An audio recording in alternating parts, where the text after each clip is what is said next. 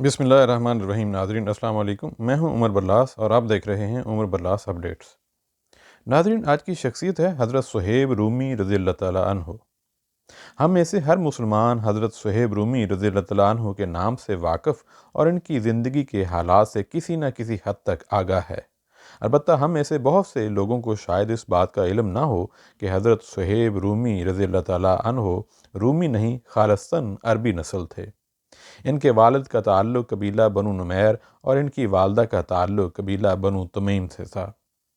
حضرت صہیب رضی اللہ تعالیٰ عنہ روم کی طرف کیسے منسوب ہوئے، اس کے پس منظر میں ایک ناقابل فراموش کہانی ہے جو تاریخ کے حافظے میں ہمیشہ محفوظ رہے گی، اور اس کے صفحات برابر اس کو بیان کرتے رہیں گے۔ رسول اللہ صلی اللہ علیہ وآلہ وسلم کی بعثت سے تقریباً 2 دہائی پہلے کی بات ہے۔ کسریٰ شاہ ایران کی طرف سے سنان بن مالکہ ابلہ کا گورنر تھا۔ وہ اپنی اولاد میں سب سے زیادہ محبت اپنے بچے صہیب سے کرتا تھا، جس کی عمر اس وقت 5 سال سے متجاوز نہ تھی۔ صہیب کا چہرہ روشن و تابناک اور اس کے بالوں کا رنگ سرخی مائل تھا۔ چہرے بشرے سے تازگی و شادمانی ٹپکتی تھی اور اس کی روشن آنکھیں ذہانت و نجابت کی آئینہ دار تھیں۔ اس کے علاوہ وہ نہایت چست و چالاک اور پاک نفس و نیک سرشت بچہ تھا۔ اس کو دیکھتے ہی باپ کا دل باغ باغ ہو جاتا اور دل سے حکمرانی کی ساری پریشانیاں دور ہو جاتی تھیں۔ ایک دفعہ صہیب کی ماں اپنے خرد سال بچے اور خدام و ملازمین کی ایک جماعت کے ساتھ آرام اور سیر و تفریح کے ارادے سے عراق کی ایک بستی سنئی کے لیے روانہ ہوئیں۔ اس بستی پر رومی فوج کے ایک دستے نے اچانک حملہ کر دیا۔ اس کے محافظوں کو قتل کر کے مال و اسباب لوٹ لیا اور بال بچوں کو گرفتار کر کے لے گئے۔ ان گرفتار شدگان میں صہیب بھی تھا۔ صہیب کو بلاد روم میں غلاموں کی ایک منڈی میں لے جا کر فروخت کر دیا گیا۔ وہ ایک ہاتھ سے دوسرے ہاتھ اور ایک آقا کی خدمت سے دوسرے آقا کی خدمت میں منتقل ہوتا رہا۔ اس معاملہ میں اس کی حالت ان ہزاروں لونڈی غلاموں سے مختلف نہ تھی جن سے سر زمین روم کے حکمرانوں اور اس کے رئیسوں کے محلات بھرے ہوئے تھے۔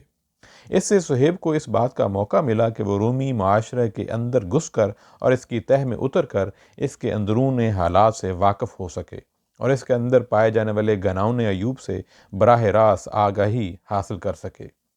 چنانچہ اس نے ان تمام خواہش منکرات کا اپنی آنکھوں سے مشاہدہ کیا جنہوں نے ان محلات میں آشیانے بنا رکھے تھے، اور اس نے اپنے کانوں سے ظلم و ستم کی وہ ساری داستانیں سنی جو وہاں دہرائی جاتی تھیں۔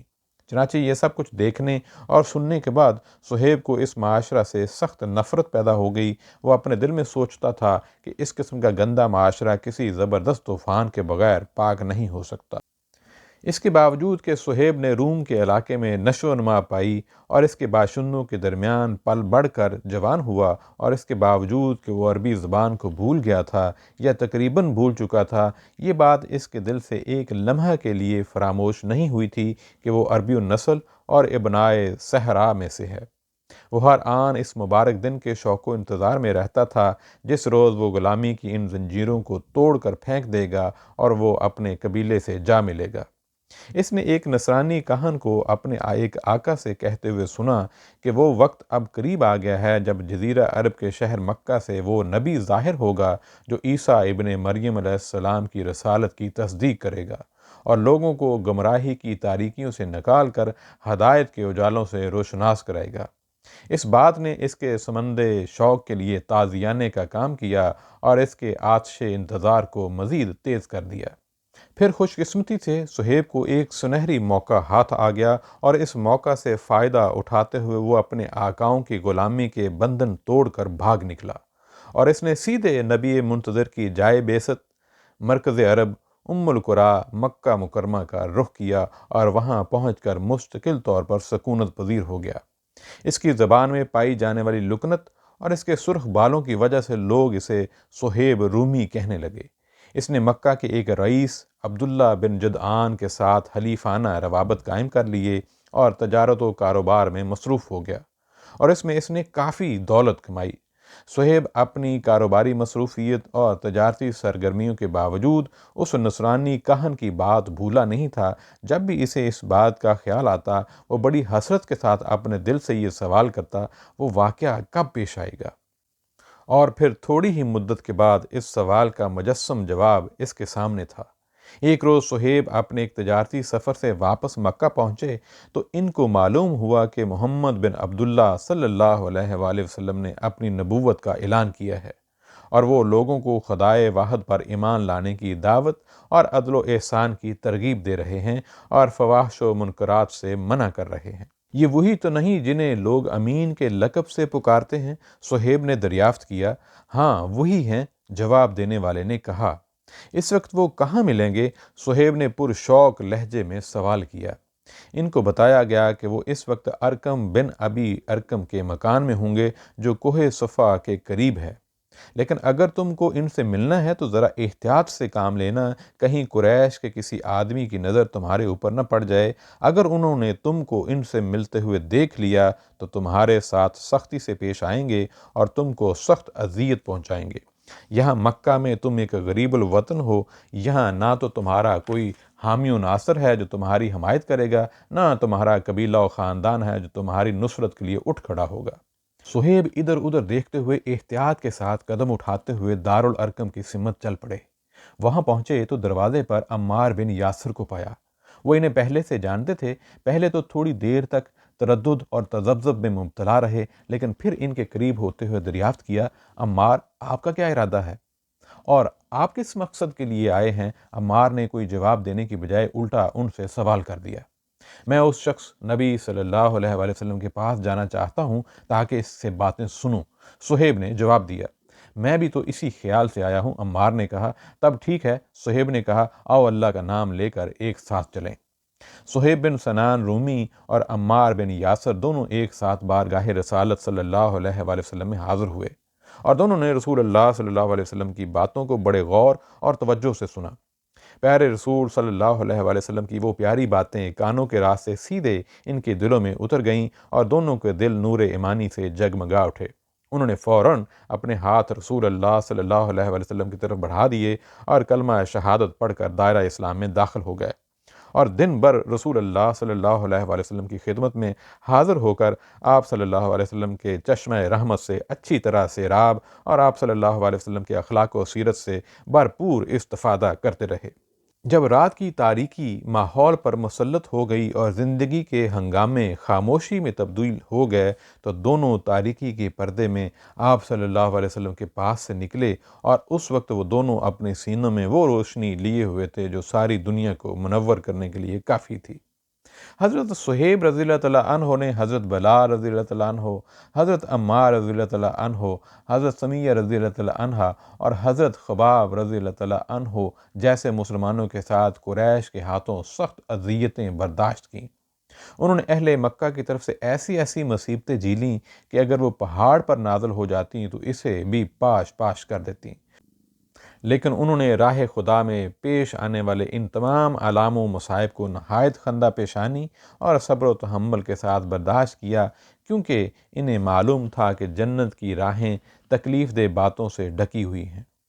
جب رسول اللہ صلی اللہ علیہ وآلہ وسلم نے صحابہ اکرام رضی اللہ تعالیٰ عنہ کو مدینہ کی طرف ہجرت کرنے کی اجازت مرحمت فرمائی تو حضرت صہیب رضی اللہ تعالیٰ عنہ نے اسی وقت اپنے دل میں ٹھان لیا تھا کہ وہ ہجرت کا یہ سفر رسول اللہ صلی اللہ علیہ وآلہ وسلم اور حضرت ابو بکر صدیق رضی اللہ تعالیٰ عنہ کی معیت میں کریں گے۔